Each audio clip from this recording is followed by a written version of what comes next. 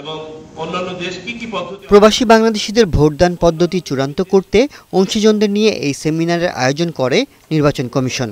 মঙ্গলবার নির্বাচন ভবনে অনুষ্ঠিত এই সেমিনারে রাজনৈতিক দলের প্রতিনিধি, সুশীল সমাজের প্রতিনিধি, গণমাধ্যমের সম্পাদক সহ বিভিন্ন মন্ত্রণালয় ও প্রতিষ্ঠানের প্রতিনিধি অংশ নেয়। সেমিনারে স্বাগত বক্তব্যে নির্বাচন কমিশনের সিনিয়র সচিব আক্তার আহমেদ বলেন, সুষ্ঠু ও গ্রহণযোগ্য নির্বাচন অনুষ্ঠানে বদ্ধপরিকর কমিশন।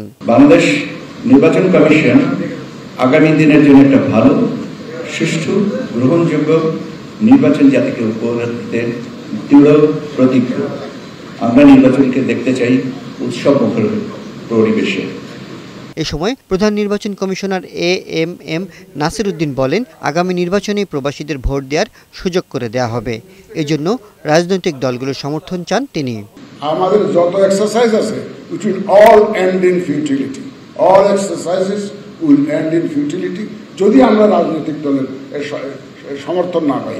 কারণ এই সমস্ত কাজে আউট অফ কান্ট্রি ভোটিংয়ে একটা ধরনের সিম্পলিসিটি যেমন ইম্পর্টেন্ট, তারপরে আইন কানুনের পরিবর্তন যাতে যথাসম্ভব কম করতে হয়, কস্ট ইফেক্টিভ যাতে হয় এবং মানুষের ট্রাস্ট যাতে থাকে, এগুলো সব এনশিওর করে আমাদেরকে আগাতে হবে। পরে প্রবাসীদের ভোটদানের বিষয়ে বিভিন্ন পদ্ধতি অংশীজনদের সামনে উপস্থাপন করেন নির্বাচন কমিশনার আবুল ফজল মোহাম্মদ সানাউল্লাহ।